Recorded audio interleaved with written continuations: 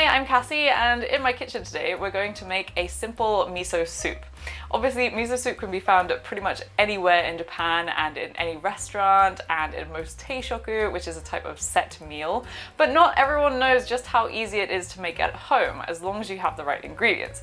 So all you have to do is make a simple dashi broth and then add the miso paste to it. And the miso paste is just made of fermented soybeans, maybe some barley and some other stuff, but all you have to do is add that into your broth and then add your toppings and then you're done. So it really is that simple, so let's just get straight to it. So our recipe today is pretty simple, but there are some even simpler and quicker ways of making miso soup. So I'm just going to go over those quickly before we get to making it from scratch, just in case this is your first foray into the world of miso soup. So the very first and easiest way of making miso soup is to buy this instant packet of miso soup. And basically this is dehydrated everything. So there are some packets of miso in there, and then there are some packets of dehydrated toppings. And all you have to do is add some hot water to this, and there you go, you have a quick bowl of miso soup. This is definitely useful if you're in a rush. I use this during the week, and sometimes I use it to just add a little extra something to my meal. There's no judgment if you do use this, but obviously it's tastier to make it from scratch.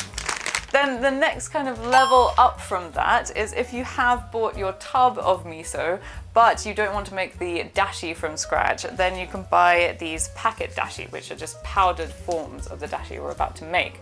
So this is a kombu dashi, which is the seaweed, and this is a fish dashi, which is fish. Why did I say that? But basically, if you are a vegetarian, you can just use the kombu one, but if you're not vegetarian, I would recommend using both to get a little bit of extra depth of flavor. And all you have to do is add some hot water to these, and then you add your miso soup, your miso paste to that, and then you can add your toppings, and then you have a fairly quick bowl of miso soup. And the miso that we're going to be using today is this white miso. Obviously there are loads of different types of miso paste, but today we're just going to be using this one because this is probably the most classic type. But of course we are going to be making that dashi from scratch, so let's get to that now. So for the base of our miso soup, all we need are these three ingredients. Everything else is just going to be toppings. So we have our white miso paste here, then we have our Katsuo bushi, which is a type of dried fish flake. It's actually the bonito fish. So if you're a vegetarian, you can omit this part.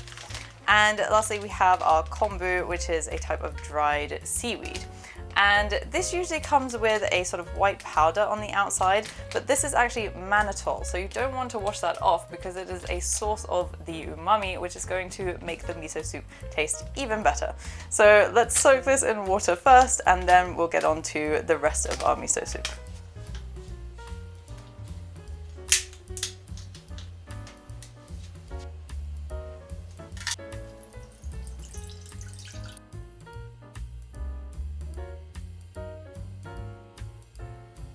And after about 30 minutes, it should look something like this. So now we're going to bring that to a gentle simmer. So I'm going to put this onto a very weak flame, and we're going to very slowly bring this up to a bare simmer. So this is going to take about 10 to 15 minutes. And at any part in the miso soup making process, that you don't ever want to make it up to boiling because it's very delicate. So you might lose some of the flavor, and especially with the kombu, you might actually start to make it a little bit bitter. So it's taken just about 10 minutes for it to get to this point where we're now starting to see quite a lot of bubbles around here. So now I'm going to remove the kombu. If you don't remove the kombu soon enough, then it will start to get slimy and it might even start to get a bit bitter. Then whilst it's still simmering, I'm going to add 7 grams of Katsuo bushi. You can add anywhere between 5 and 7 grams, but I prefer to add a little bit more because I like it to be a bit stronger.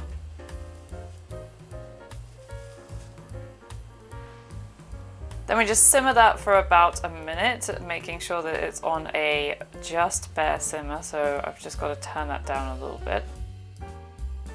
So my time is up, so I'm going to turn off the heat and we'll just leave it like this for 10 minutes.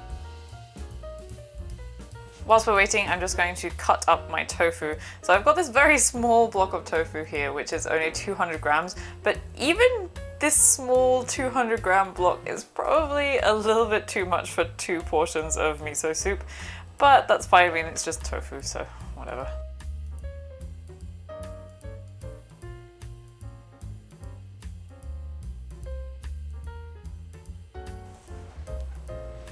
So it's been 10 minutes, so now we remove the Katsuo bushi by pouring it through a sieve. And this liquid that we have left behind is called awase dashi, which just means a mixture of 2 dashis, so the Kombu dashi and the Katsuo dashi together. So I'm going to put this back into my pot. I know, sorry, there's a little bit of moving about and going back and forth, but that's how you make it. And we'll put that back onto the hob. Now we can finally add our miso, and I've actually found that this is super useful for getting all of the miso into your soup, because I don't have a fancy miso muddler, and the only other way that I know of is to put it into a ladle and then slowly spoon it in, because otherwise you just get lumps of miso, which is not so good. If it will ever come off my spoon. And I add about 1 tablespoon of miso per serving, so today it is 2 tablespoons of miso. Then obviously this is still going to be kind of lukewarm, so at this point I do put the heat back on to a very low heat. I find that adding all the tofu actually makes the temperature drop quite significantly, so I like to have it on a very low heat as I put it in. But again, do just remember not to let it boil. And finally, I'm just adding my wakame, which is the dried seaweed. This is a different type of dried seaweed, but actually these are very, very tiny, but they expand a lot, so you only really need a very small pinch. Then once that's heated through, you can serve it up. Okay, so now I have this new table. I can finally sit up here instead of sitting right close to the ground to eat my creations, but let's have a taste of this miso. Yep, that's miso soup. It's kind of creamy with the white miso, and it's quite a mild flavor. Honestly, I think I prefer red miso to white miso, but the white miso is definitely the classic. And look, you can see how much these little wakame have expanded. Remember, those were those tiny little things that you can hold in your fingers, but they expand quite a lot. Then we have the tofu. I mean, I said that it was quite a lot of tofu, but honestly, I quite like it when there's this much tofu instead of just, you know, one tiny little piece. But yeah, it's miso soup. It's good.